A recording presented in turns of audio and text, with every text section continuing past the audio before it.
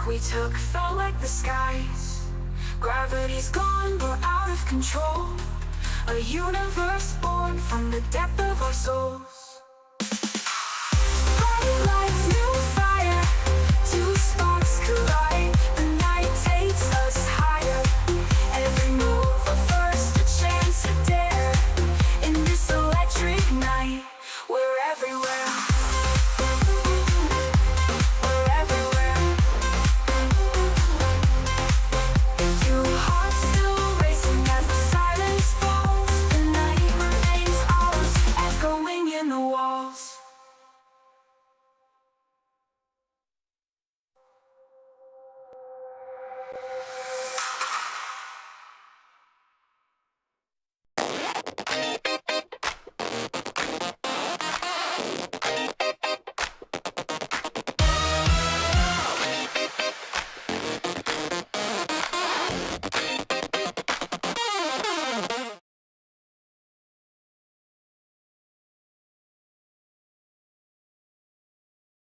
Okay, hello.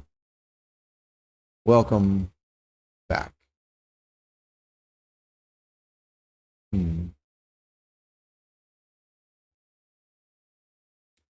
right, 1 second. All right, there we go. Get rid of that. All right, get rid of that stuff in the background. Cool. Okay. All right, we're going to try this again. I got a slight interruption earlier. So this is Unreal Game Programming. And this is basically a ride along as I work on a project. It's not a tutorial. But I do talk about software engineering, game design, and good and bad practices. So if you're here to learn stuff, you may learn stuff. But oh, and hello to the viewer. Nice to have you. So yeah, anyway, so I have a procedurally generated dungeon. I will show it to you real quick here. And boop, there it is. Oh, look at those lights. Love it. All right. So basically we have a bunch of hallways. We've got some rooms. We've got kind of what are called standard rooms, which would be corridors, basic intersections. We've got special rooms, which might be stairwells or inclines at transition levels, or like this big room in the back, which is like a big arena. And then we have mandatory rooms, and these are rooms that have to be in the level. So everything else is optional. The dungeon's free to do whatever its little random heart desires, and then the mandatory rooms, they have to be in there. So they're added at the end. So we have a spawn room where the player starts. There's going to be a boss room. Don't even know if I've added that yet. And then there are 3 dedicated exits, 2 that return you back to start, like the area that you entered the dungeon in, to the same map, and then 1 that returns you to like the next area, the next realm. So that's what we've got. I've even got some little skeletons in here, hanging out doing their skeleton-y thing.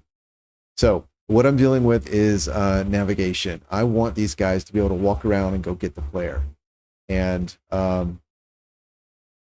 normally what I would try and do is add some sort of navigation mesh. I'm not using Unreal terms right now. I'm just speaking in general. So in general, what I would want to do is add in each of these assets, I would define the navigable area, like add a nav mesh to that. And then after the entire dungeon is spawned, tell the navigation system, go ahead and update, which would and kind of link all meshes that are in contact with each other for navigation. I believe you can do something like that in Unity, which is kind of where a lot of my background is from. And that is basically the procedure for doing just about everything else in the dungeon anyway. So it makes sense to follow a similar pattern. However, specifically in Unreal, that doesn't work. You can only have one nav mesh, technical term now, or Unreal specific technical term now. You can only have one nav mesh, and that cannot be attached to a blueprint. It must be in the main level. So that is what this cube is here. Oop, there we go.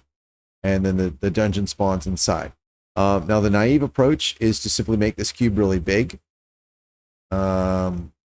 Which I've done. It's currently 500 meters on the side.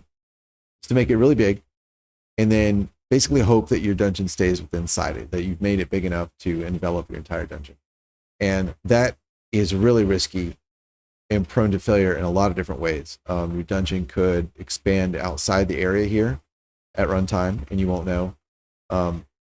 You could implement a boundary condition when spawning your rooms to make sure they don't spawn outside of this nav mesh. But that increases the probability that you get into an infinite loop with your rooms. Like, you run out of place to spawn your rooms. Maybe if you have a very linear dungeon, you like, and you have a requirement of say 16 rooms, and 14 go from here to here, right, straight across, and there's no place to put 15 and 16. There are there are a lot of edge cases that introduces that would need to be addressed, and it kind of is a slippery slope towards kind of hacking your code more and more and more just to make it work. Every solution you hack in introduces more problems that then need to be hacked out. So I don't want to do that.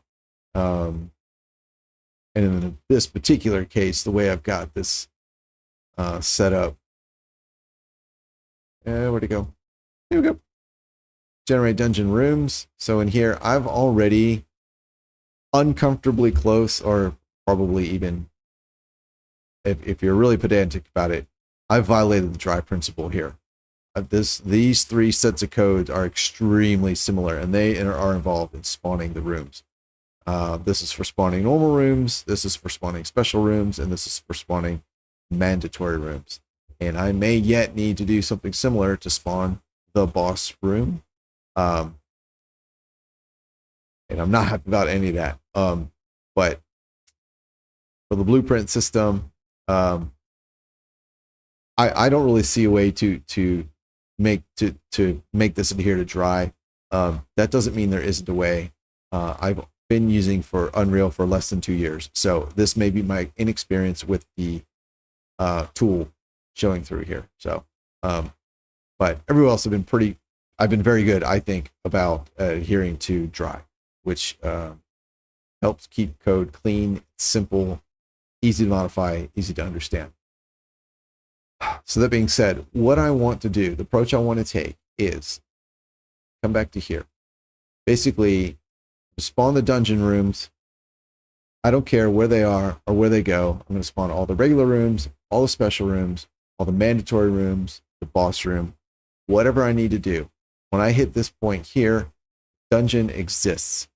It's not populated, for example, with anything else like torches on the wall, rubble on the floor, treasure, obstacles, or enemies, or even doorways, but I don't care. All the parts that need to be traversable by the enemy agents exist at this point here. One thing I've done is in all my assets, I've also marked everything.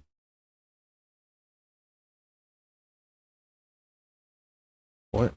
I've marked everything as walkable or non-walkable, like all my geometry. Visible, cast shadow. What is it called? Nav? Can ever affect navigation. So I believe that is what I need to do. So no, that's not. That's not it, because of course a wall will affect navigation. It's is it called walkable? I don't remember exactly. Maybe I haven't done what I thought I have done. Visible, cast shadows, navigation. Here we go. Advanced. Oh. Well, there is something. There's a switch. Oh, wait. Maybe it is here. There's a switch that I've turned on or made sure was on for all the floors, and I've made sure it was off for the walls. I don't remember what it is now. Shadows, visibility, can never affect navigation. Oh. Well, all right. Maybe I was imagining. Maybe that's what I'm thinking of, and I can see here now that it's not. I was just misremembering what it was and what it did. So, all right, fuck it, moving on. Right. So, as of here, everything that can be walked on is spawned. Possibly other stuff too, like walls, but whatever. So at this point, and everything has been, all rooms that exist are in this list here. So in here, what I want to do, I want to iterate every existing room, grab all the geometry, and I want to get the extents, the 3D extents. So there's 3 minimum points on the X, Y, and Z, and 3 maximum points on the X, Y, Z. And if I get those, I will have a bounding box. Basically, I'm building a bounding box that encloses the entire dungeon. Oh, and I just remembered, I don't want to look at the actual geometry. Right. What I want to look at is the blocking geometry, which is, I don't even know if I can select it. Is it that guy? There we go. So this is here, exits, entrance, overlap, the overlap boundaries. So these are the boundaries, the objects that are used to determine if this object is intersecting with another room. This room intersects with the room. And then to remove it if it's spawned in a non-valid location. So by definition of their purpose and how they're being used, everything under the overlap boundaries folder here will completely cover the entire part of the room that's relevant. So I don't care, for example, about area under here, under this wall, because I don't want agents to, like AI agents, to walk under there anyway, or on top. So so what I can do is, instead of iterating the geometry, I will iterate all the overlap boundaries of all the rooms and build my min-max points. And then when I'm done, I will adjust the nav mesh to enclose all that. Now, in order for that to work, the nav mesh needs to be dynamic. And it is. Our project properties actually default it to dynamic, and then it turns out, and I learned this after a previous episode where I was looking in the project settings, where a lot of tutorials will say it needs to be dynamic in the project settings, and the project settings are they're like your template, right? So whatever's in the project settings gets copied to that's relevant for the nav mesh, get copied to the nav mesh when you place it in your scene. But if you change them in the scene, that does not affect your project settings. So the project settings are just your defaults, which is good, because I thought it was really dumb to have like one global set of settings that affected everything everywhere all at once. I don't see where it is. Is it under here?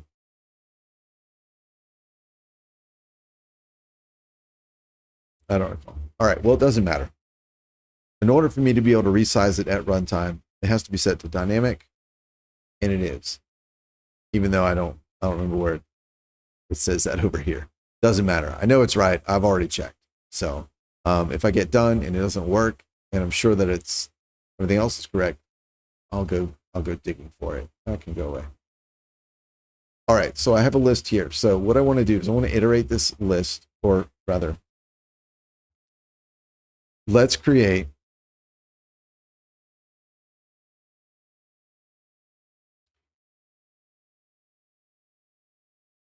let's create 6 local variables.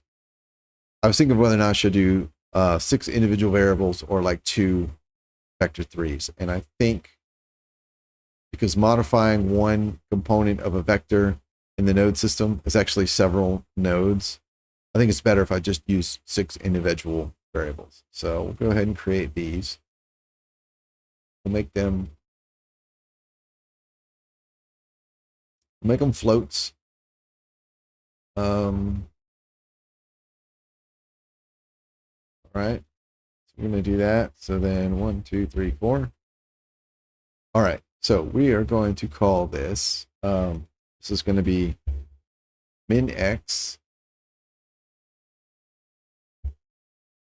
This will be min y,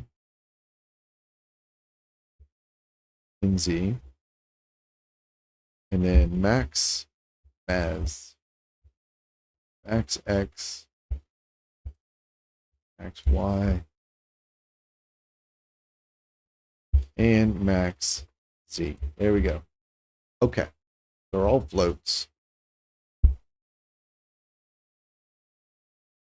All right. Now, typically what you would do when you want to do something like this where you're trying to find the min, the max, is you'll set the mins to like the max float value, and you'll set the max to the min float value. So whatever value you get, your first thing you read will overwrite what's in here, because 0 is meaningful, right? So you don't want to leave them defaulted to 0. Yeah, I guess I should do that. I explained that because I was going to say why I wasn't going to bother doing that, but I think I should. All right, we're going to set this to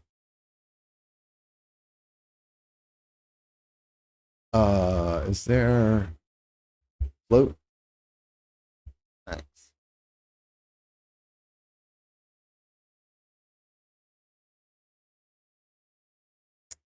That's not what I want. All right, let's see if ChatGPT can field this one. How to get max float value.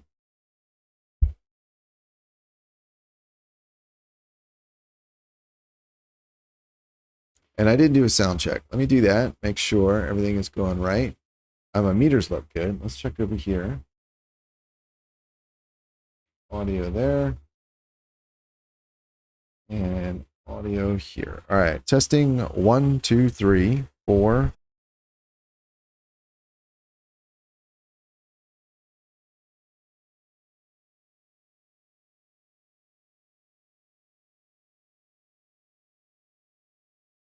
All right, great. Looks good.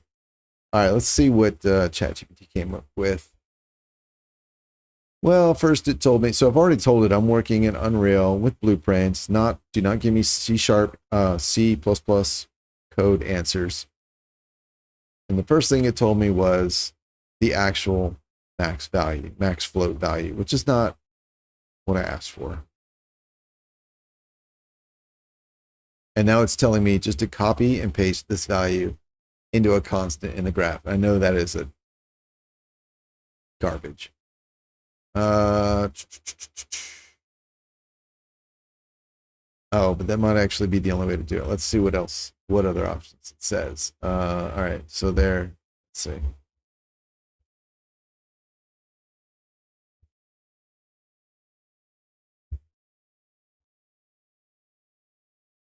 Just ask the same question a second time. Blueprints do not expose float.max value, or any equivalent constant. There is no built-in node that returns the maximum representable float. This is a hard blueprint limitation, not a discoverability issue. That is garbage.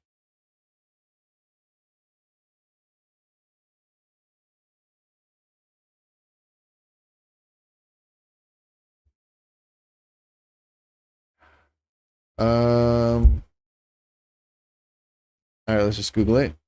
Unreal, blueprint, node, max, float, value.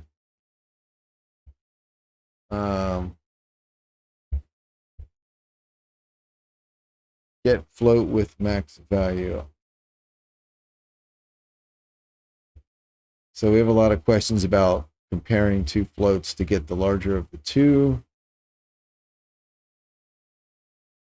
Max float math.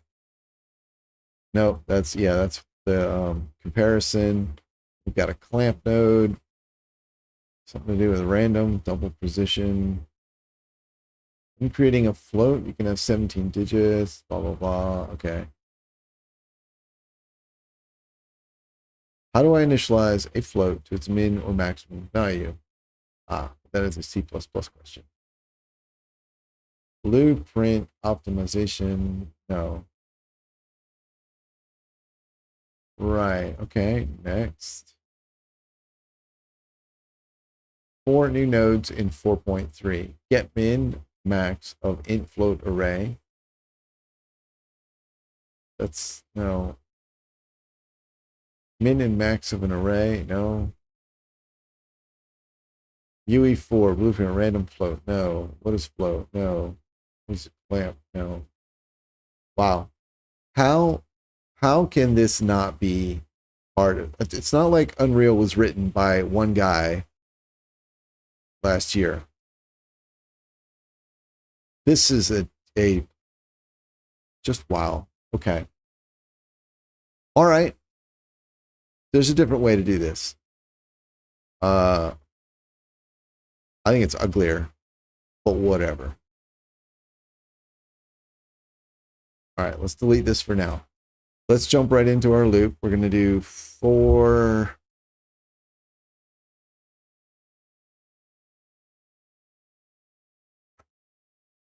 Do we want a 4 each? I kind of think we want a 4 loop. Oh, we get an array index anyway. All right, fine. Cool. All right, so here's what we're going to do. Random list, our room list, boom. All right, so here's what we're going to do. We need to branch. Okay, condition equals. All right, if the array index equals 0, then we're on the first iteration. And on the first iteration, we can just assign all these to the value of whatever the thing is. And I think, yeah, I'm jumping the gun a little bit. All right, so each one of these, I'll tell you what, I'll retrofit it at the end. Because knowing where to put that code, basically I'm just going to grab the first one and use those values as the initial values. But knowing how to build that out from here kind of requires me to figure out how I'm going to build everything else out first. So I'm going to build everything else out first. So the loop is here, we're iterating the room. And then from within the room, we want, this is a master room object. So we want get overlap boundaries, which is a scene component. And then we want get children components. Okay, so this provides the boundaries. All right, and then from here, this is right. These are all the boundaries. Can I rename this? No. All right. So then here we're going to do another 4 each. Loop here. All right. So the loop body.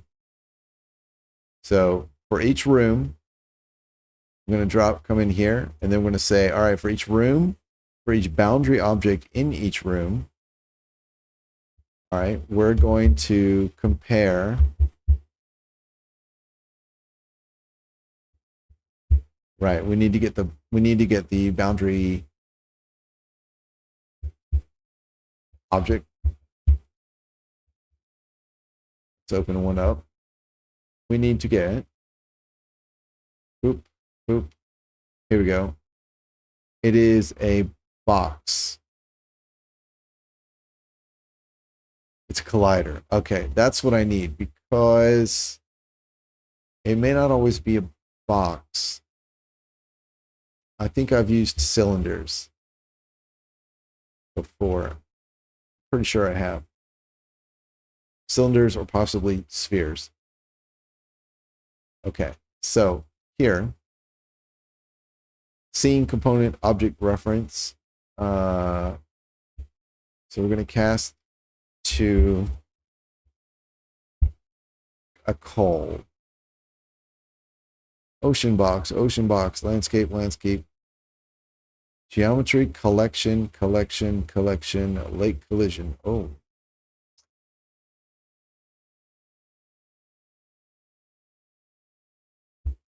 Whoops. Cast to. All right, let's just do this. Get.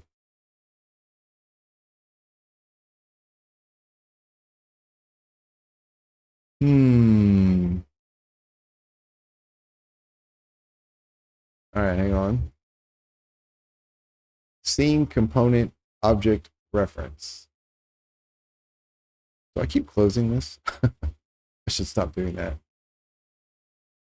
Okay, I want this thing.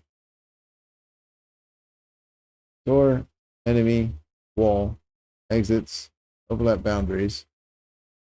That is a scene component.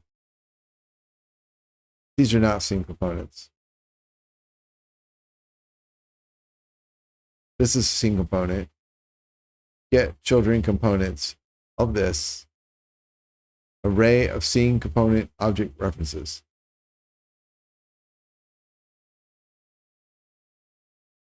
Iterate the array.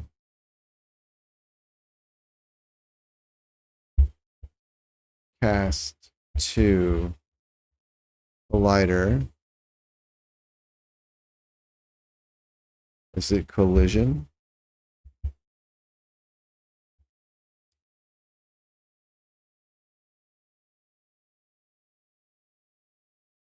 All right. Box collision. Find class. No, wait. Find class. Open box component. Oh, okay.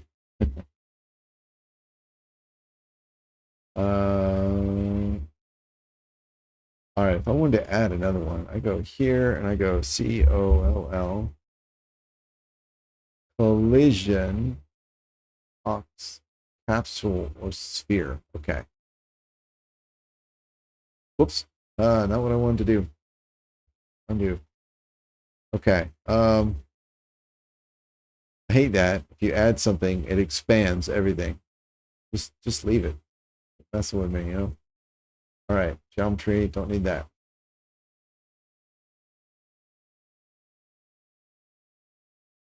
So this is a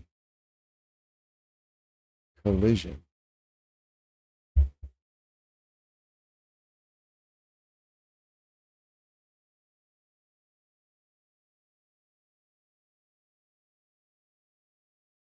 Okay. I've done this already. When I spawn the rooms, I have to figure out if anything collides. So that would be in here.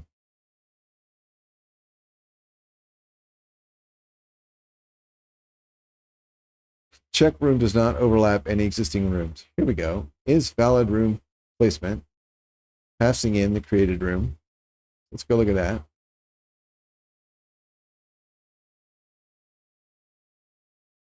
Overlap boundaries. Get checks. Yep. See, here we go. Yeah. Cast the box component. There's the thing there. You son of a bitch. Yep. Okay.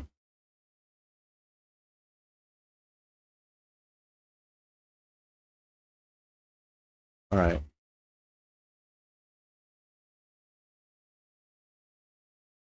Room overlap collider. Interesting. Ah, I see. Okay, so what I've done here is I have a room. I get the overlap boundaries object. I get the children, which is all the colliders. I check the children for, okay, it looks like I didn't use sphere, but I've used boxes and capsules. Okay. I check if they're overlapping anything. For everything they're overlapping, I'm going to check if they don't belong to the same object, which means the room has two colliders and they're overlapping themselves. That is acceptable. So if that is not true, and those colliders have this tag on them, so this is just a double, and this is an insurance, okay? So as long as you aren't also the owner, and you do have this tag, then you return true. And that's how we check. Right. And if the cast to the box component failed, then we try to cast it to a capsule component and do the exact same thing.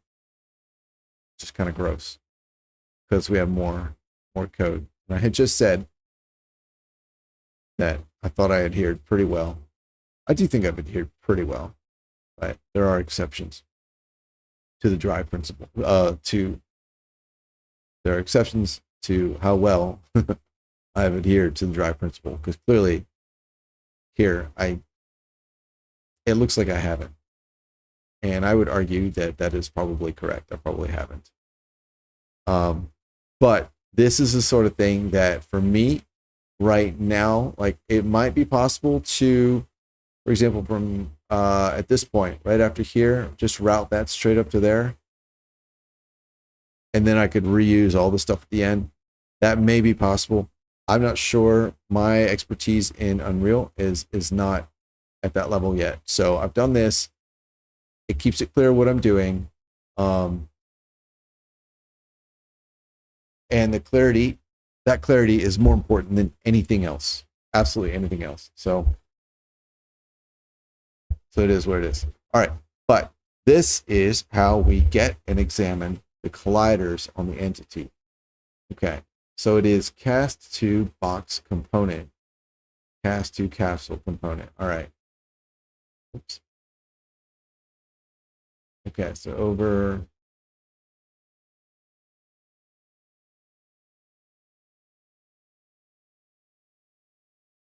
All right. You can go away.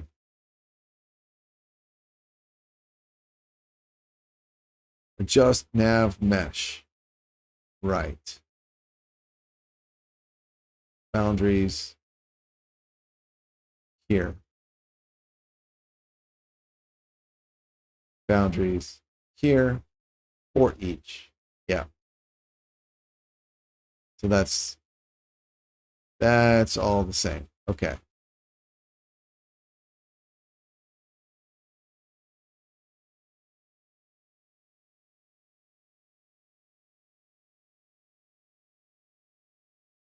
I'm trying to think if I can reuse this code right here,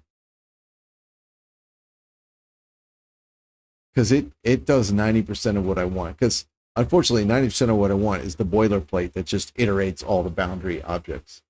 Hello to the person that just joined, or the people, the person people that just joined. Here we go. Got a little bit better. Okay.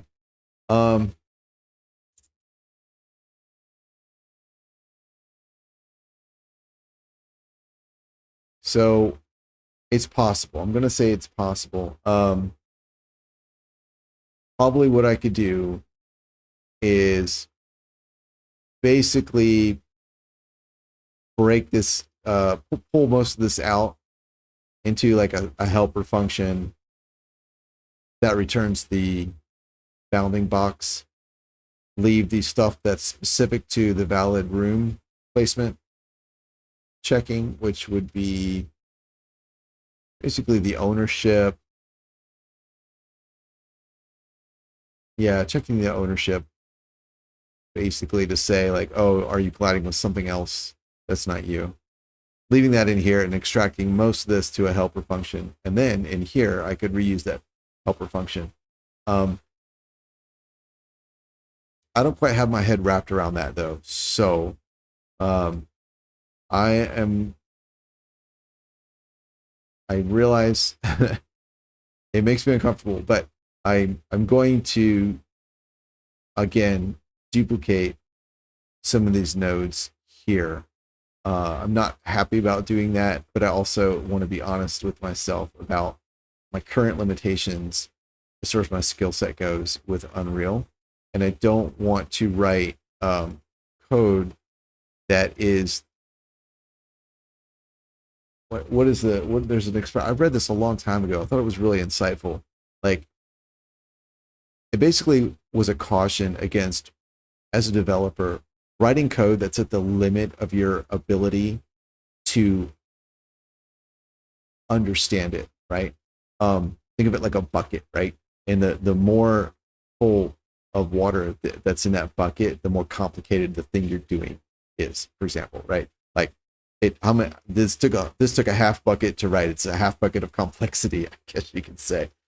And what I had read, and it was a very pithy little expression. I do not remember what it was. But basically, it was like, if you write code that is at the limit of your ability to understand it, then it is beyond your ability to debug it, right?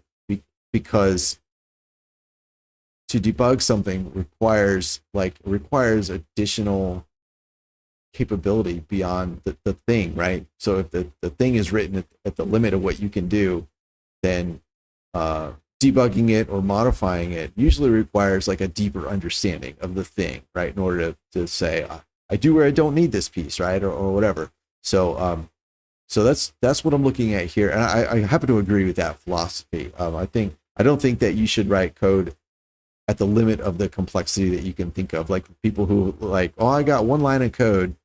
It's completely unintelligible to all but the most elite coders. And it does 20 things. I think that's terrible, right? Because your code is not, there's no place for ego, right? Like, it's not about, look how smart I am. It's about, I think the best code is code that other people can look at and understand easily, quickly, and clearly. So I try to do that myself. So what I'm thinking here is, and I apologize for the lectures. This is just my thought process as to turn it over in my head. This is just my process. So what I think I'm going to do. Okay, I'm not going to copy it, but I am basically going to rebuild the same thing. And the reason I'm going to do that is to get the experience rebuilding the same thing. I don't think you learn much from copy and paste. So, and sometimes when I've done that, a lot of times the second or third time I rebuild it, I realize that I've either made a mistake or I've done something that is perhaps wasteful of resources or more complicated than it needs to be. So it helps grow my skill set. Okay, so we're going to iterate these things. So this said we used past 2, which I just tried to find. Box. It's not called a collider or a collision anything. It's called a box component, because of course it is. Because of course we have to call things other than what they are. If it's like, why would you not call a collider a collider? Now I'm going to complain about things, and question, and hopefully not judge, but question the decisions that were made to do things the way they are. And I understand that some of that may be my naivety and inexperience with the tool. But based on what I know at any given time, of course, I'm doing my best. So I'm a firm, naming is freaking important. I've worked too many places where the naming conventions either don't exist. Well, either don't exist or they're not consistently applied. Yeah, I guess that's it, right? They either don't exist or they're not consistently applied. I work with people who just make up just everything. They'll name. I've seen some of the worst names. And you want a name to be clear and tell you what the fuck it is. Cast to box component. This says box collision, right? Now, some of that also may be legacy. Like sometimes you can get something where, like, well, it was called a box component 10 years ago when Unreal came out or whatever, right? And it's since been renamed here in the display in the UI, but to rename the stuff in the underlying code can be a lot of risky refactoring. So I've seen that happen. That sucks, but it does happen. So maybe that's what's going on. But I still don't like it. That's at least understandable. Maybe that, like I said, maybe that's what's going on. But I don't like it. All right, so there is my cast to box component. And then we're going to go ahead and put down here cast to, and this is why you shouldn't use capsule. You shouldn't copy code, right? Because I'm having to check for two things. If this thing fails, then we check for this thing, right? And if I decide later on to use a sphere component, then everywhere where I'm checking the collider type, I have to now go and add that sphere component in as another. Oh, you weren't one of those? Maybe you're a sphere, which is terrible.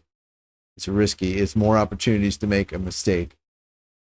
3 opportunities to make a mistake for 1 change is no good, right? So, yeah, is what it is.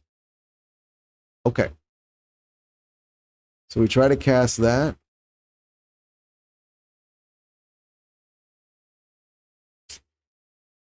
And then, yeah, I think we want this. No. Okay. So for each room, we get all the overlap boundaries. And then for each overlap boundary, we see if it's a box component. If it's not a box component, we see if it's a capsule component. If it's not a capsule component, we're just going to ignore it. So we're not going to do anything there. Okay. Oh, well, we're not going to do anything here. And then we'll go to the next item. Okay. This is when we checked all the items. Okay. Got it. Now,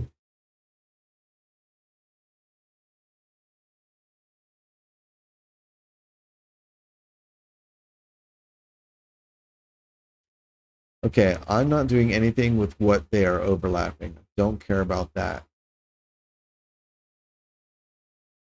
I do care if they have the, I also don't care. Yeah.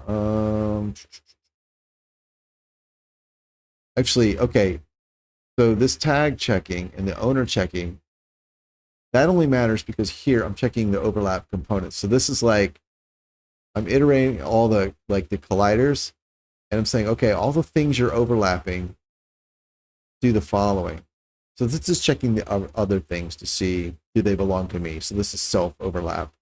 And then the other things, am I overlapping another boundary? What do I call them? Another overlap boundary here. Okay. But that's not relevant for what I'm doing. Okay. Okay, that's cool. So I'm glad I didn't copy it. I'm rebuilding it. All right. So once I know what it is, I can, as a box collision, okay. Can I get the extents? PCG points. No. As a box collision. Boundary. Oh, here we go. Boundary. Target is spline. No, that's not what I want.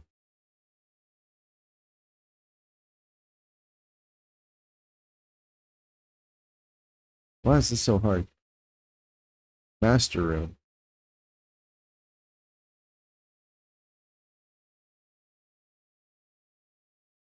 Read the value of the variable. Oh, okay. Yeah, I've already got one of those.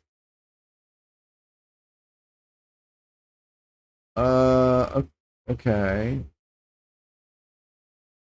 Let's do this for a second. This may make it easier to work with. Promote to a local variable. Fantastic. I don't know that this will help or not, but sometimes it does.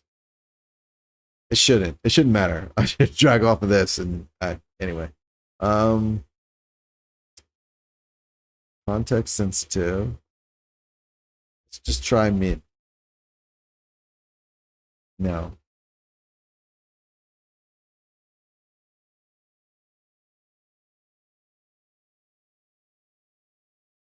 All right. Box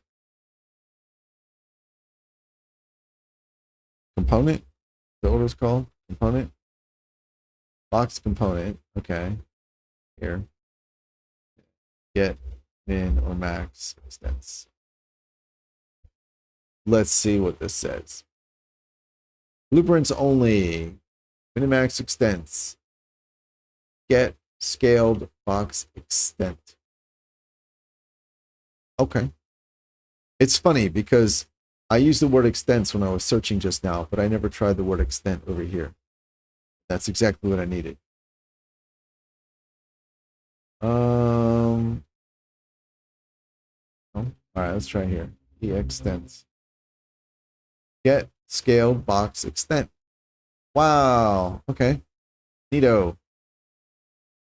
Let's split. How does that give me only 3 values? Meaning this is the half size in component space scale. So basically you'll add this to the thing's location to get the max values, and you'll subtract it to get the min values.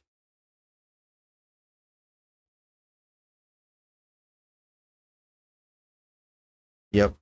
Min is location minus extent. Yeah, okay. Okay, that makes sense. That's gross. Okay. These are axis aligned bounds. Oh, interesting.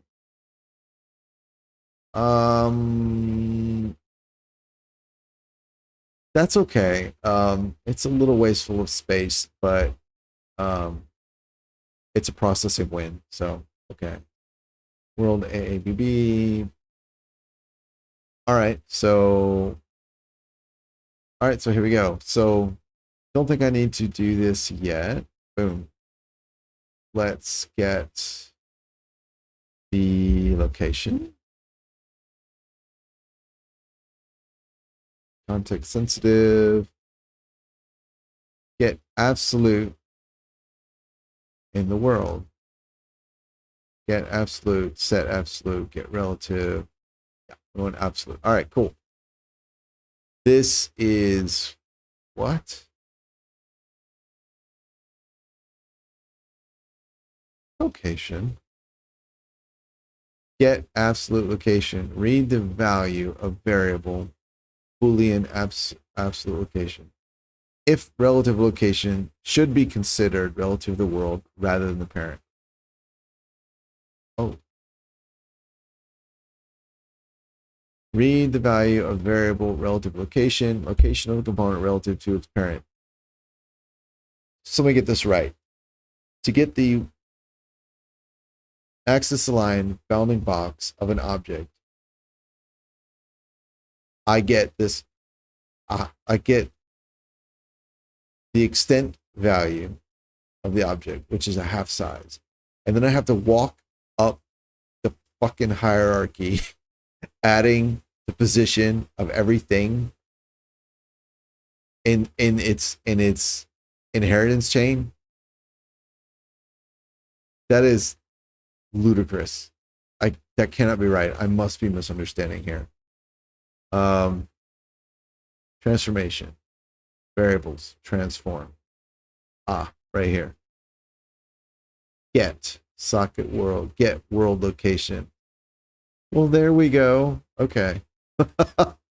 Okay, I thought that was ridiculous. All right, now we're going to... this is good. So we are going to work with vectors. Then, yeah, this is good. Then that means I can work with vectors over here.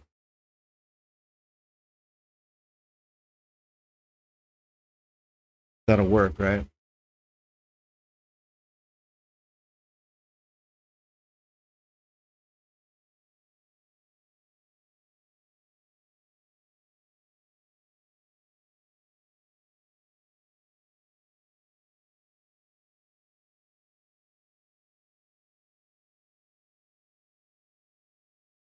Yeah.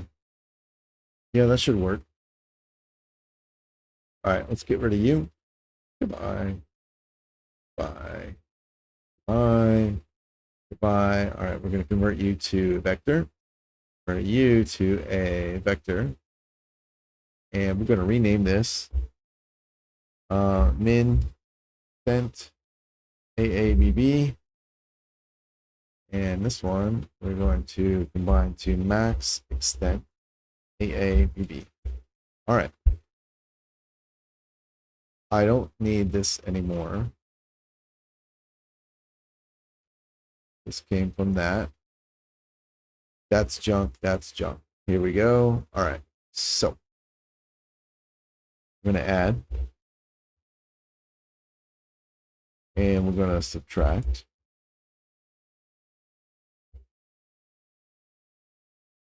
All right. Do these two.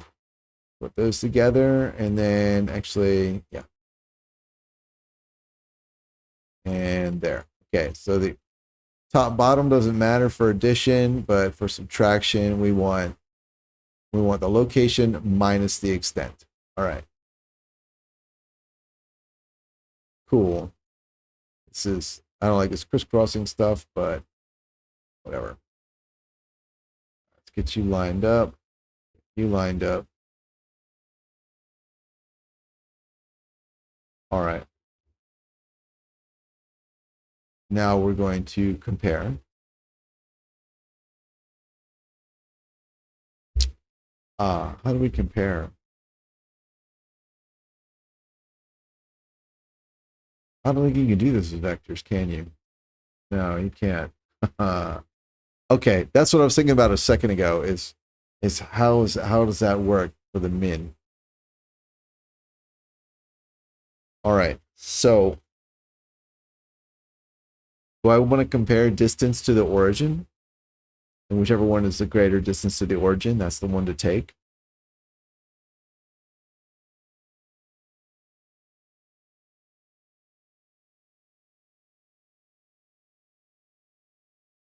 I'm trying to think of the cases for that. So if I have something, let's say this is my origin, right? And then let's say this is my min.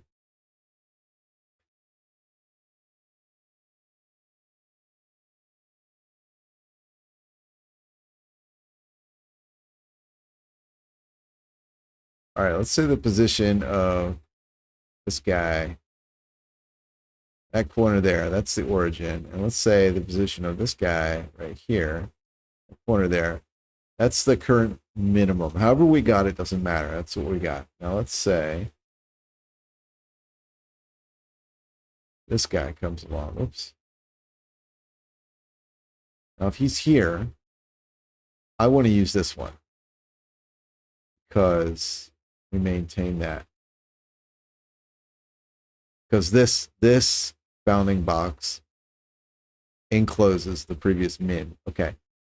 Now, if I used a distance check, this one is farther, so that would work. But this is what I'm worried about. What if this is the new? What if it's like that? What if it's like that? I'm trying to make it really obvious, right? So if this is the case, yeah, distance won't work because this distance from this point to this point is indeed larger than this one. But for the bounding box, what I would actually want to do is I would want to use this point. So I take the extent, the leftmost extent of this point, and the bottom up down extent of this point there. So I do need to compare individual axes. Yeah. That makes more sense. I just have to do this bullshit to get those bounding points anyway. So drat. All right, so we can delete these. Okay, there's a hotkey for that. And that. All right, so here, we're going to set this to a float and a float. And then 1, 2, 3, 4. All right, so this one. All right, min X. Yep, just like I had. Min Y to min Z. And here, max X, max Y, max Z. All right, cool. Now,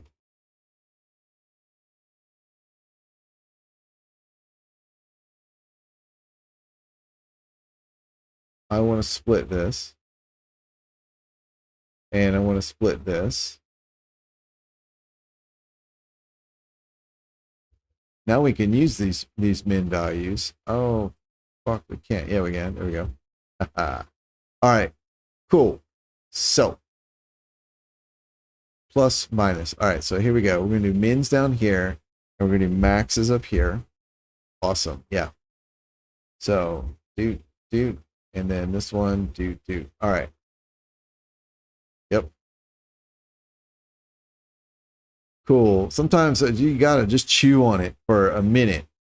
If you just start coding, I had like this would have been spaghetti, but now I'm realizing this is going to be pretty clean. So for the max, it doesn't matter. Yeah, actually for any of these, it doesn't matter. So X, Y, and Z. Oh, fuck. What's going on here? Double precision. Integer. Oh. Oh shit. Okay, I grabbed the wrong one. I see that. I see that now. There we go.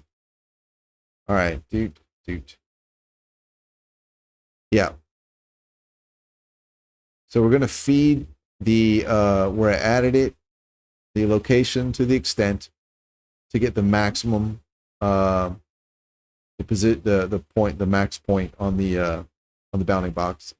And then here we'll do the same for the minimum extent. So we did, or the minimum position. So we took the location, we subtract the extent, and we get a point. Think of like the bottom left corner, the top right corner. All right, so this is the bottom left. So now we've got, and we'll compare to the current min or max values that we have. Right, so here, so we compare that. No, Jesus. Wow. There we go. So working with min, like so.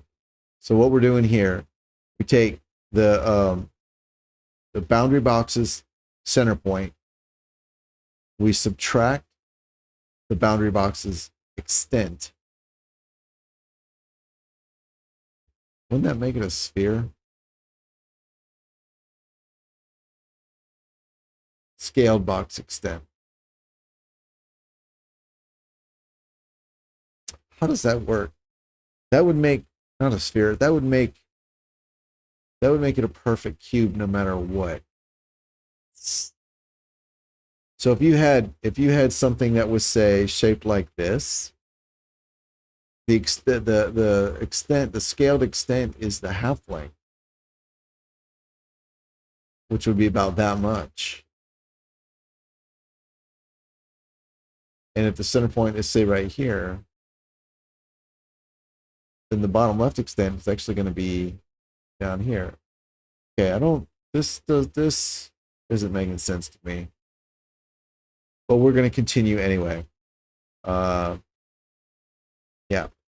All right, so we're getting the min extent, whether that's right or wrong. And I'm thinking even if it's wrong, it's not that big of a deal. We'll see. Ultimately, this only needs to happen once, like this whole process only needs to happen once to resize the mesh. And then once it's done, we're not going to do it again. We're going to do all this, get min Y, get min Z, get the maxes over here, get, and get, and get. Oh, hello, people. All right, so we've got these guys over here. All right, so max, we're going to compare the max point to the existing max value for X. We'll do the same for Y, and we'll do the same for Z. And this is a disgusting mess, so we are not going to accept that.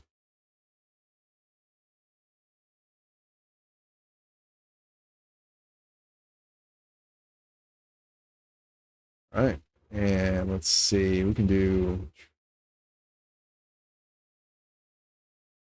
yeah. All right, put you here. Put you here. Awesome. All right, now we're going to do the same down here. So we've got X, Y, and Z. X, Y, Z. Whoops. All right. Okay. There and there. Okay. So I got that guy. Put him.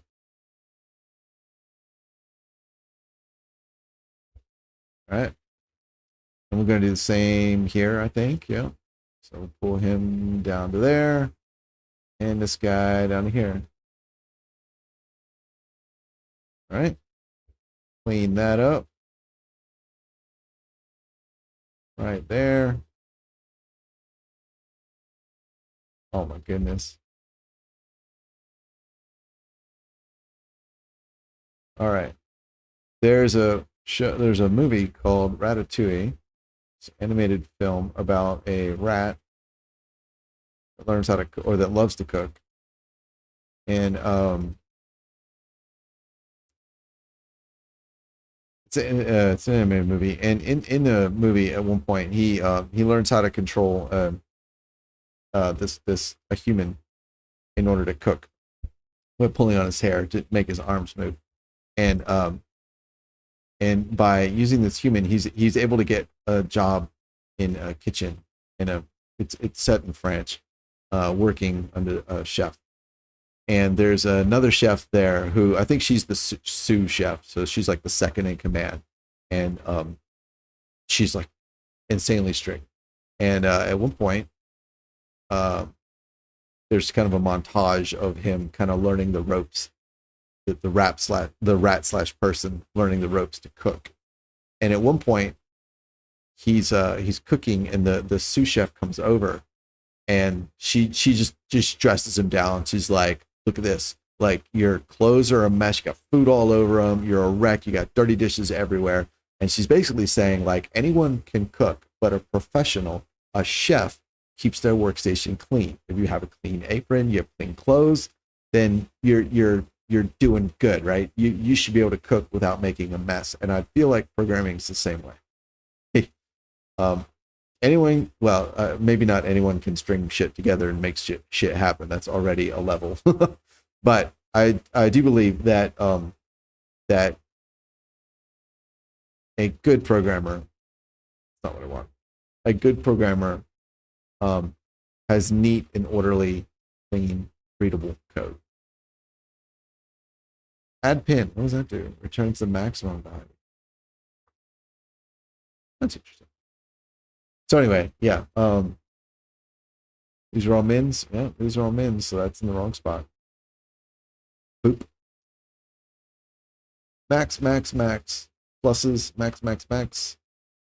Minuses, min, min, min. X, Y, Z. I'm double checking because this has tripped me up several times. I think because I'm thinking min is on top, max is on bottom. So probably what I should do, since I keep intuitively thinking that, It's just match it up to my intuition. And that way, for whatever reason, my brain keeps thinking it should be like that. If that's the intuitive way, I'll put it that way. Maybe that'll help with clarity. All right, so we got you. We'll bring you up. We'll bring you down. We'll bring here. So yeah, so I'm a firm believer in, you know, if you're a good, like, pretty much anyone can. You can learn how to code, and you can make some shit happen. But a good programmer, a good software engineer, can make code that not only does the job, but is understandable to someone that doesn't already know how to do the thing. It doesn't have to be deciphered by an expert. You don't have to be an expert to understand the code. Good, and just like a good teacher, right? A good teacher. Most teachers, ideally, right? Most teachers know the subject matter better than their students, right? But the point is not to prove that to the students. The students probably assume that, right? Or don't care, right? But a good teacher can take something that they understand better than someone else and explain it in a way that the other person can understand it. And writing code, I believe, is the same way, because you're going to be teaching whoever's reading it. You're effectively teaching that person what the code does. And that might be another engineer. It might be you in 6 months. So you never know. Or in a week after a hangover or something. All right, so come down here. Where is our path of execution? It is, well, it's here. And then if we fail, it's to here. So both of these will come up to here. All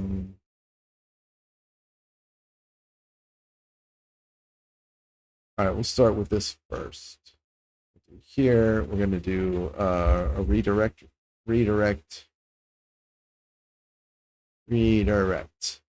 That is not, I don't even know what the hell that is. Named? Nope. It's just, I thought it was called a oh, I think it's a reroute. Yeah, that's it. Reroute node. Oh, I didn't know that would work. Okay. Wait. Okay. There we go. I don't like that. All right, cool. So we got this guy. Boom. So you're gonna go here and then here, and this, truth be told, I think this is hideous. But I don't see a better way to do it. Reroute. Okay. This looks like a neural network. Almost. All right. I'll throw some liberal commenting on this to explain what it's doing. That will help. So we've got this here. All right, so here we are get the min and max. No, that's not what this does at all. This here. This. All right. Oh, let me edit. There we go. What? All right. Compute. All right. The min and max. AA, BB. Yeah. Boop. Maybe we should add the word points onto that. Points. Min and max. Yeah. All right. So hopefully that's good. And then here we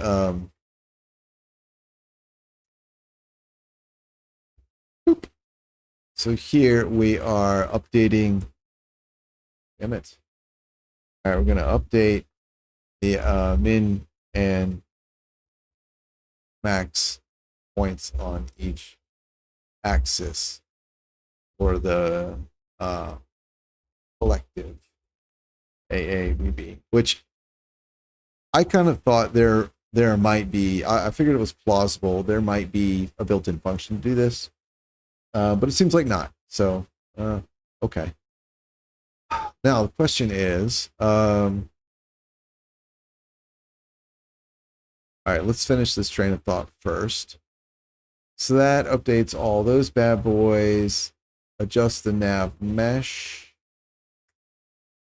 All right, so we are iterating each room within each room. We get the boundary, the overlap boundaries. We iterate each of the overlap boundaries. We update our min and max points on each axis for all the overlap boundaries. So we're basically have a cube, a notional cube, and we're growing it to include every single boundary of every single room. So when we're done, this cube will envelop all the overlap boundaries of all the rooms in the dungeon. And that's what we want. So at that point, and this is to do, we'll come back to that. All right.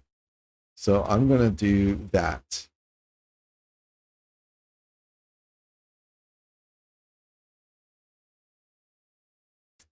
All right, we'll do a sequence here, and get these guys. I don't really like crossing lines, but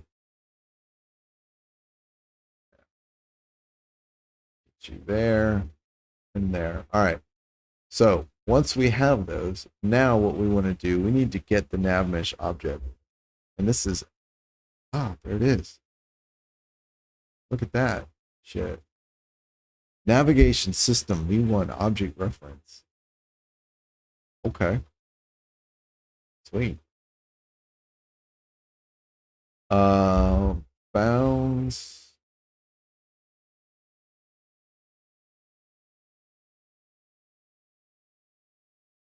Get the bounds of this element array. I don't think that's the same thing. Oh. Hello. Locate object bounds. No. Is it extent? Let's go look at it. Excuse me. All right. I believe we're looking for the brush.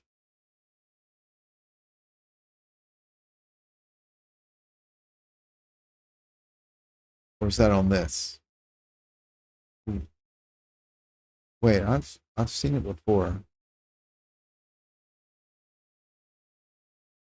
Yeah, I was looking at it earlier. Where's that? Where's the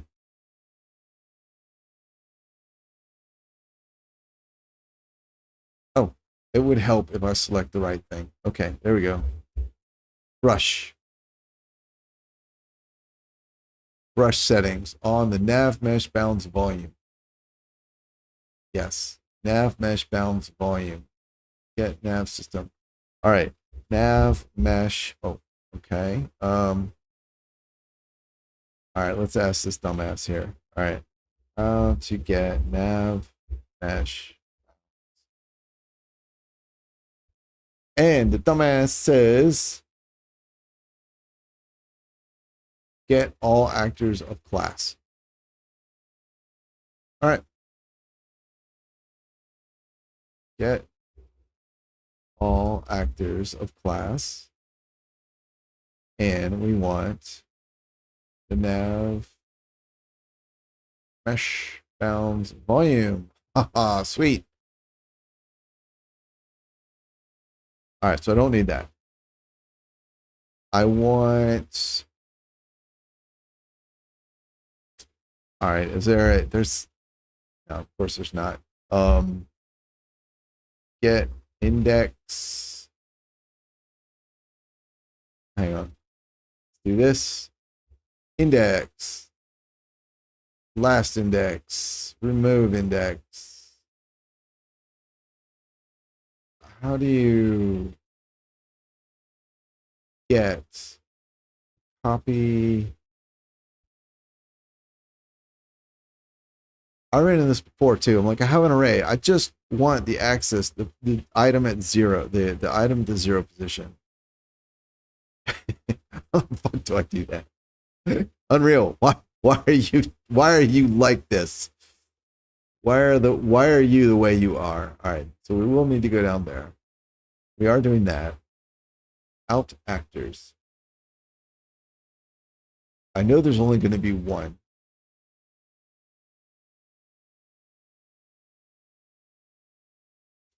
All right, let's ask the dumbass again. All right, how to get item? Let's see, array item at position 0. Get. It's just get. Of course, it's just get.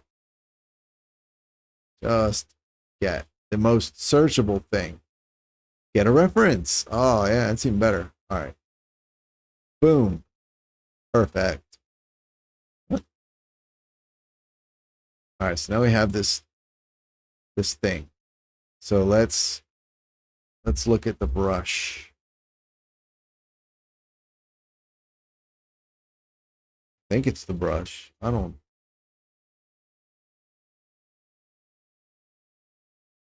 Brush settings. Just XYZ.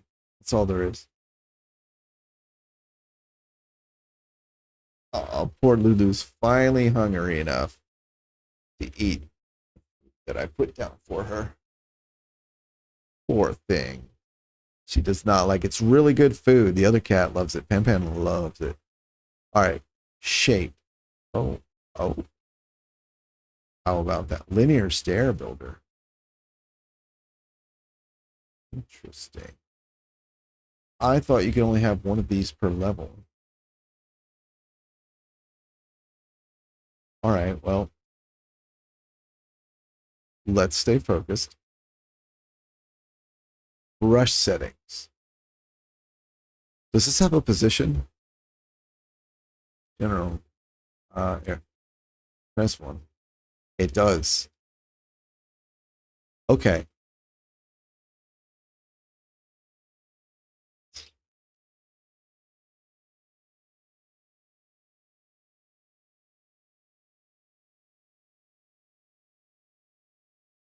This will always be a box, right?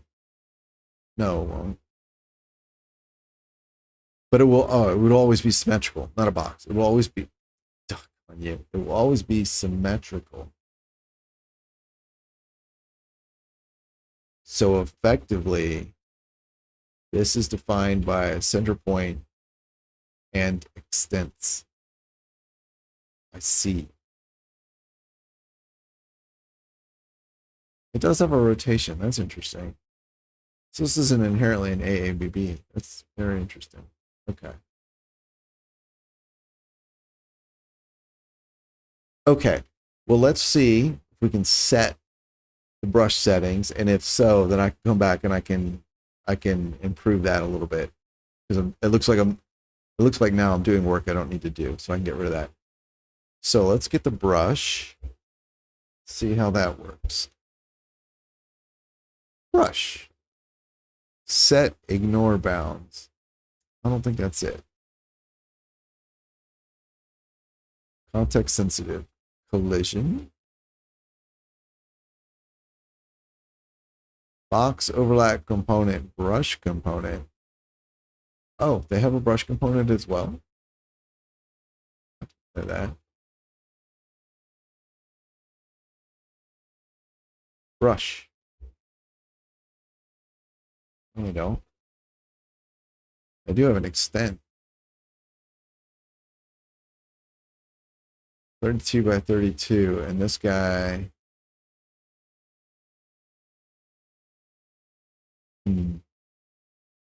All right. We'll see. We'll see if this works. All right. Box 1. Oh, okay.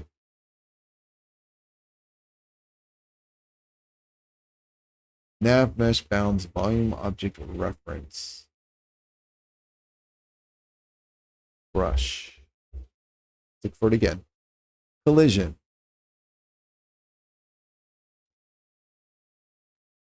Okay, components, not a tick.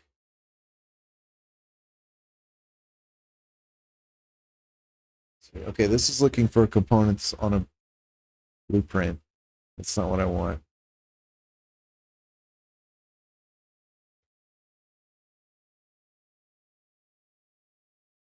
Get physics volume? No. Development editor, HLOD, physics, rendering, transformation. No, I think this brush component has not the brush I'm thinking of.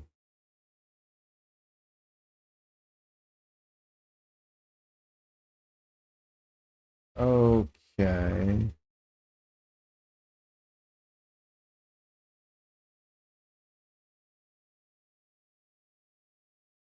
All right. How to set brush. I hate having to ask this guy so many things, but you know what? At the very least, it does get me looking for things on mesh bound volume. All right. There is no set brush node. Oof. It's driven by an internal box component. Exact. What a dumbass. You can't do it. Here's how you do it. Which is it? All right. Exact steps. Blueprint. You have a Navmesh bounds volume reference. From it, get component by class box component. Oh, I see. Oh, so this has that brush. Oh, brush component. It was staring me in the face. Okay. All right, what else does this say? It's already told me the wrong thing, but it got me looking where I wasn't looking before. Cast is not required. Set the box extent on the thing. Okay. So that's the utility of ChatGPT. It rarely gives you a correct answer. It rarely gives you a directly useful answer, but it will often give you something adjacent to what you want to get you looking. You can't turn your brain off. It's like when GPS came out. I remember someone said to me, "Oh, but there were reports that the GPS said turn right, and people turned right, and they drove into a lake." And I'm like, "How do you drive into a lake? You're operating a car. It's in front of you. Like, you can't turn your brain off." ChatGPT is the same damn way. It's useful, but you can't just take it on blind faith. Okay, so this is the Navmesh bounds volume object reference. Naturally, we need to get the component, right, of the brush. Okay, I didn't expect that.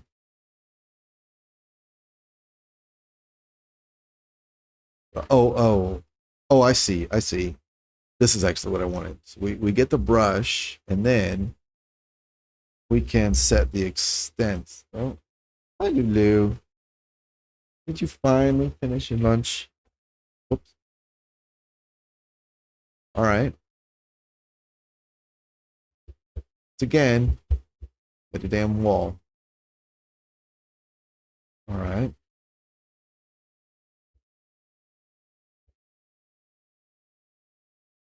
Hmm.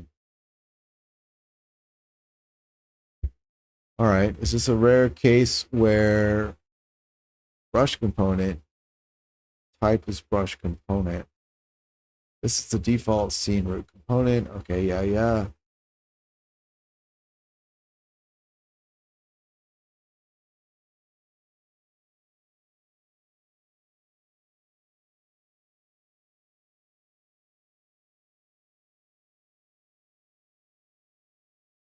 Oh,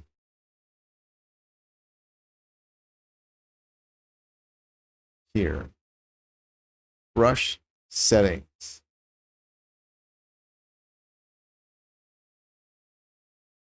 The brush component does not have the brush settings. The Navmesh bounds volume has the brush settings. Is that the same thing?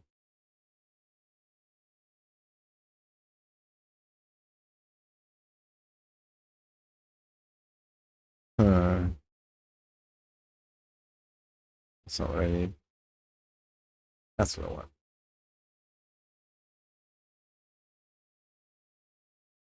All right, at this point, this is the Navmesh bounce volume.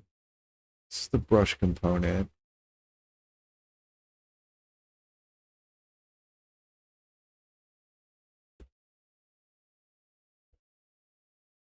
Box overlap component.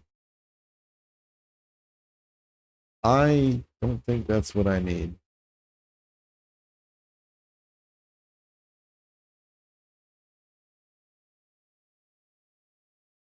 All right, this is saying to use a get component home and by class. Get component singular by class. Target. And then here we want the box. I don't think this is correct. I don't think this is correct at all. Extent.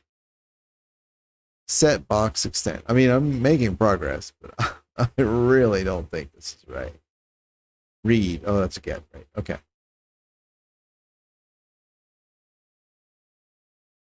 Okay.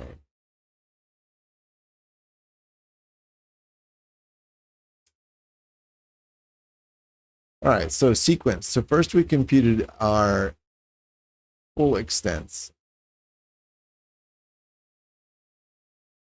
Then we come down. We get the Navmesh thingy.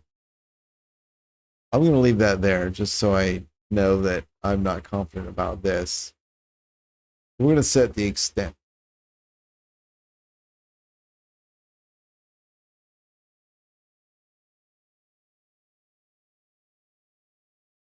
Which is a vector split.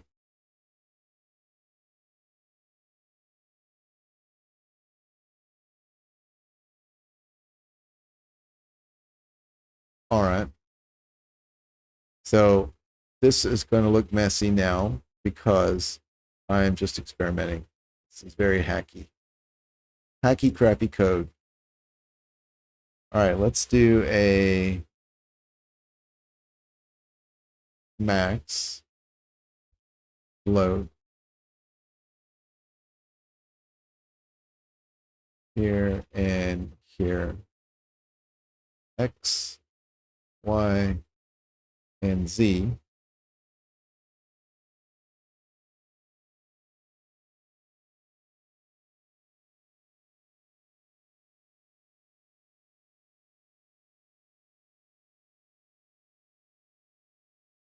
Here. All right.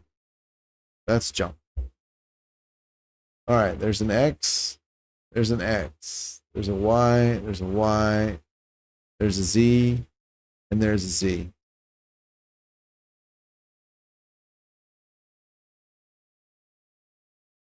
All right. And we're going to compare the absolute values. Take the bigger one. All right, you. All right, do. Okay. You're there, there, there, that one, here, that one, here, there. All right.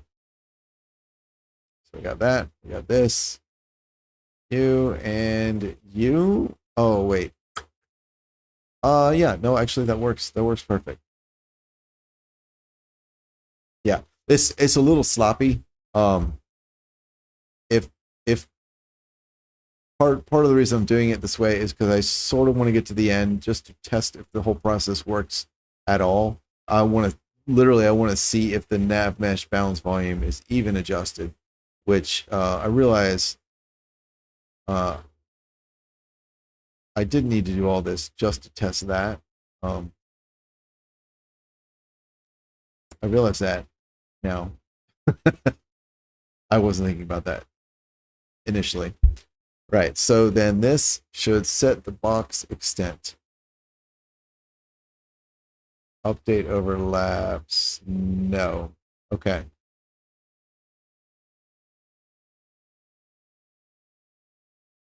Yeah, so this will be a little bit wasteful of space, I think. It could be.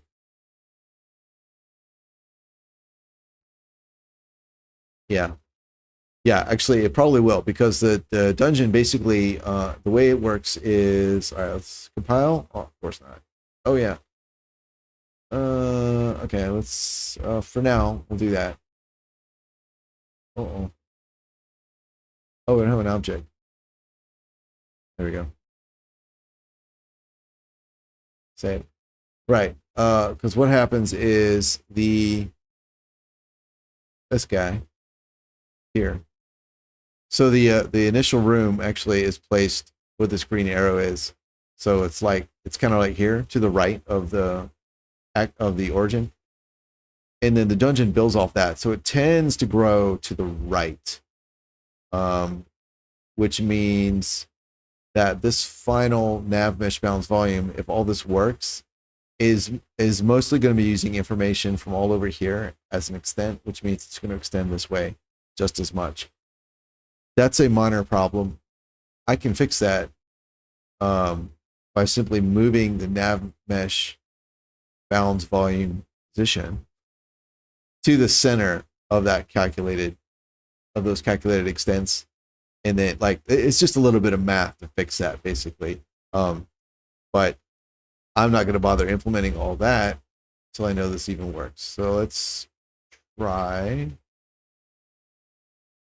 Let's go up here, nav mesh bounds volume. So I'm curious why. So I noticed that before. I did not see this when the game was running. I kind of thought I would see the extent. And these didn't change. Okay, that is a problem.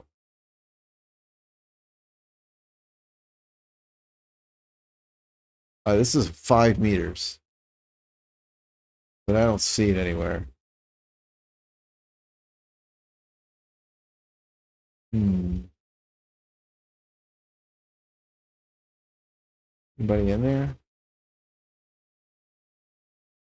It's rubble.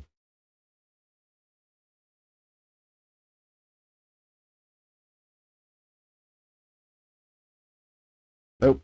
Thought there'd be bad guys in there. All right. Hmm.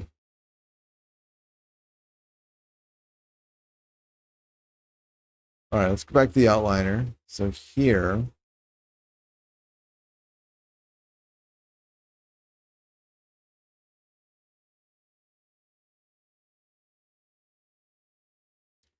well, I must say I'm not happy. Errors and warnings. Runtime error. Access none. Trying to read property.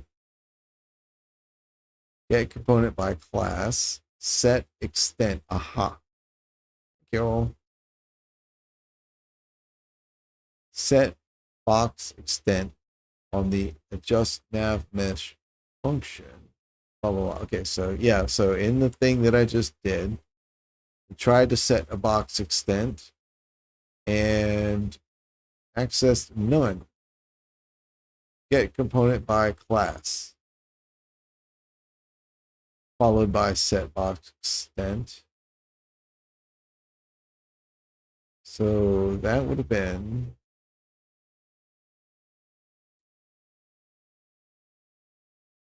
this guy. So this somewhere between here and here, we have nothing. Get all actors by, wait a minute, no, it said get component by class. I think this is the problem here. Okay. So that doesn't work at all then.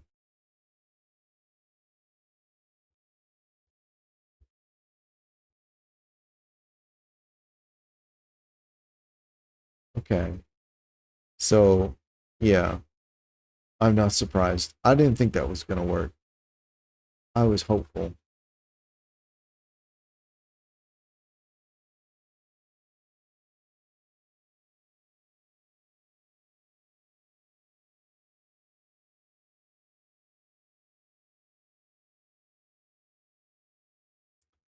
All right. Set box extent. Brush component. I don't suppose. All right. What can I do with this?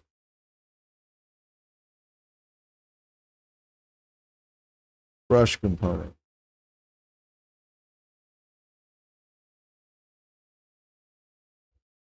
Extent. Cast to editor utility extension. That's not what I need. I need to set the brush settings X. It's on this. It's not on the brush component. So I don't think that's correct. I don't think I need to be looking at that. I think I need to be looking at this. Let's break that. Drop this over here. Oh, no, that would have been too good. Okay. So here, let's try brush. Collision.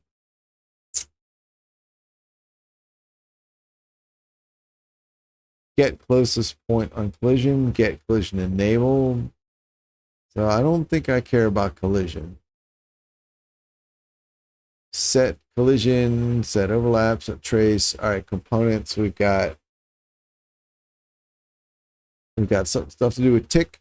Don't care about tick.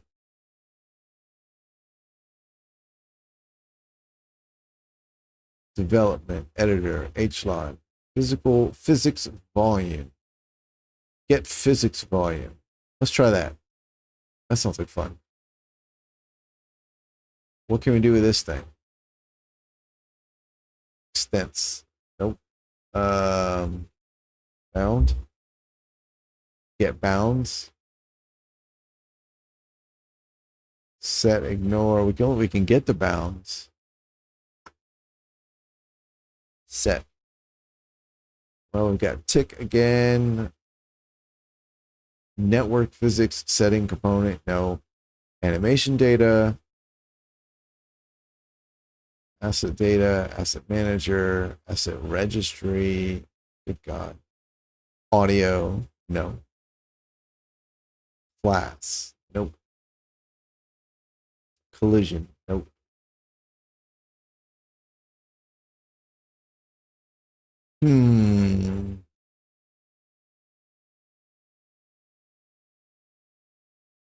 All right. Well,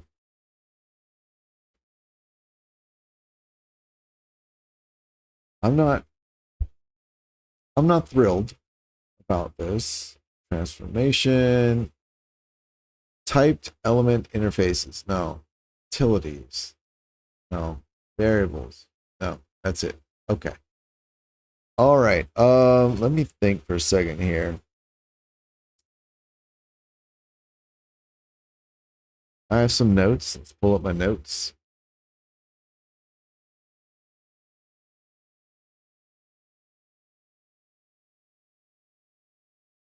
I need some water. Let's get water.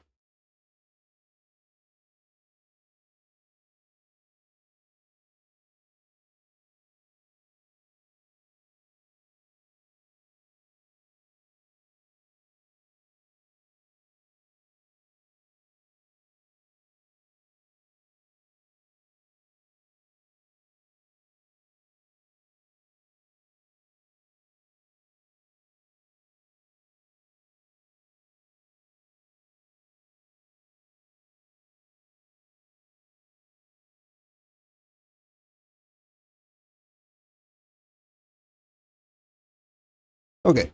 I am back. cats have turned on the television. They've been doing that a lot lately. I'm kind of speechless about it. I don't know what to say about that. I don't even know how they managed to do that. Right. Okay. Oh, oh my goodness. Excuse me. All right. My notes.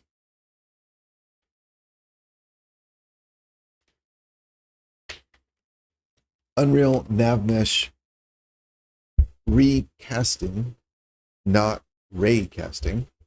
Okay. That is a reference to this because I read that as raycast, completely misunderstood what it was and what it was for. First time I saw it. Region partitioning, cell size, tile size. So this is all about how to set the nav, like how to define how the nav mesh should be generated. That is not something I need to worry about now. I need to get the nav mesh sized correctly first to enclose all the geometry. Merge reason, max simplification. Well, yeah. And then maybe use nav area classes and nav area modifier configured for each section.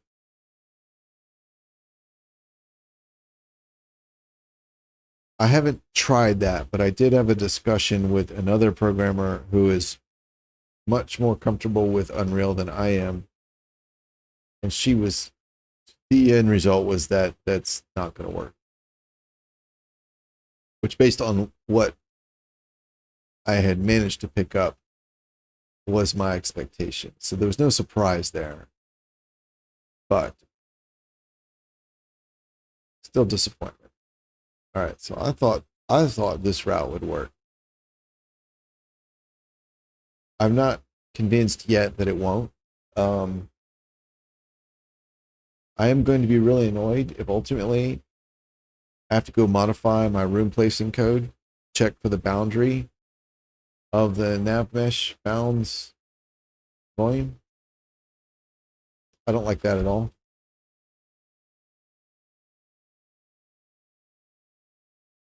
And the thing that gets me is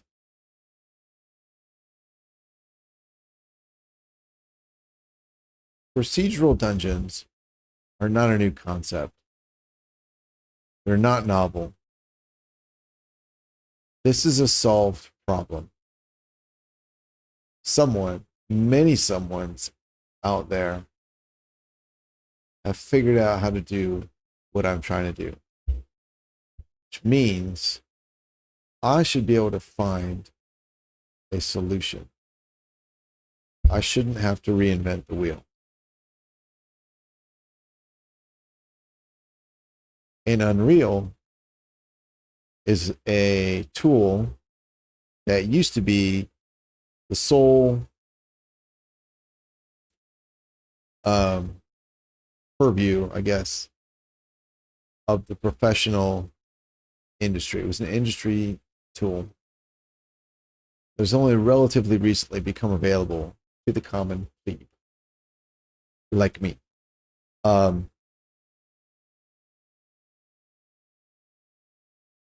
Being a professional tool, that means if the problem has been solved and it's relatively common, and granted, not that all games use procedural dungeons or procedural mapping navigation systems, but many do. This is not a one-off. This is not a game mechanic nobody's ever heard of. So not only has it been solved, there should be a solution in Unreal to handle it as well. I just got to find it. A box component. A box. Oh, right. Set ray tracing group by ID. Oh, I don't know how that got in there. Put that there. Nope. All right. we can kill, oh, we can't kill that. Fix our compiling issues. I'm going to get rid of that. I'm pretty sure that was the wrong route to go down. That over here.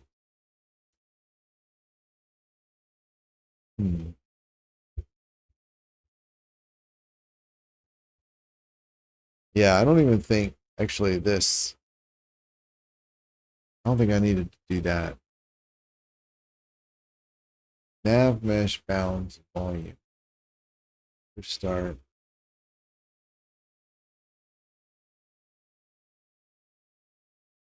Display, I don't care. Oh. Oh boy. Generation. This is the information I had notes about.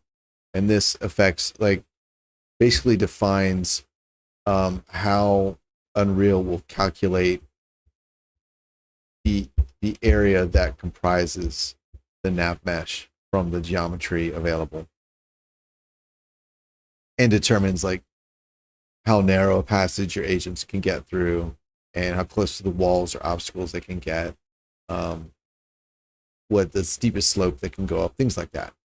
And that is all like I'm looking forward to when I get to mess with those numbers. So I don't need that right now. Query, I don't need that. Force rebuild on load.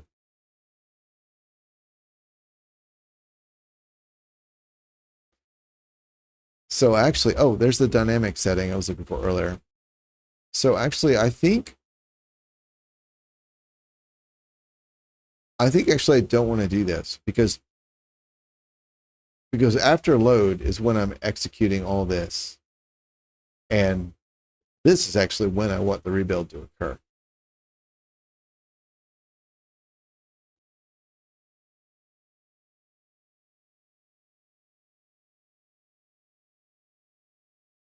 Rebuild on load. Rebuild. Request rebuild control mappings. Flag player for reapplication of all mapping contexts. Oh, that's for input. Oh. Okay. Because I think if this is on, basically it's going to be doing twice the work, right? The level loads, and then at some point this will happen, and the dungeon might still be generating. I don't know the order of execution of all that. So what I need to do, what I want to do is to disable this and then tell it when to rebuild. I want to tell it here after I set the settings. Advanced. Can be main nav data. Can spawn on rebuild. What does that mean? If set, navigation data will be spawned in persistent level during rebuild if actor doesn't exist.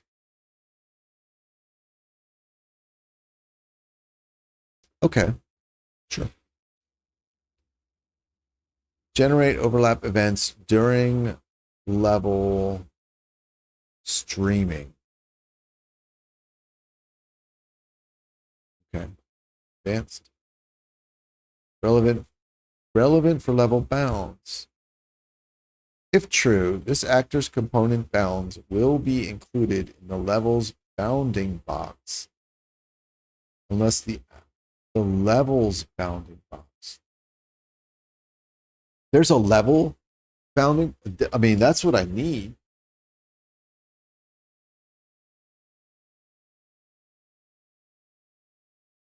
This actor's components bounds will be included in the level's bounding box unless the actor's class has overridden is level bounds relevant. Interesting. All right, let's ask dumbass. All right. How to get level bounds.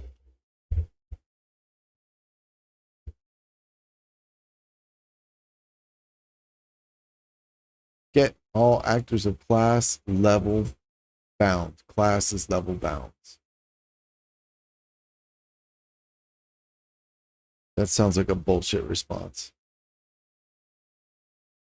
Here.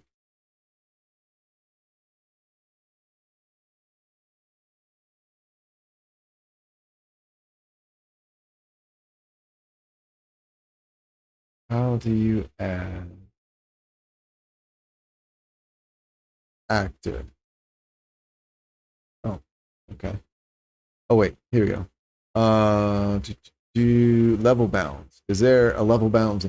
So what I'm trying to figure out is, did dumbass tell me something completely wrong and useless like normal, or is it merely making assumptions um, about what I'm doing, which it does all the time. All right, let's look in here. Level. There's a level bounds object. Interesting. Updates bounding box automatically based on actor's transformation changes, or holds fixed user-defined bounding box. Uses only actors where is level bounds relevant equals true. Interesting.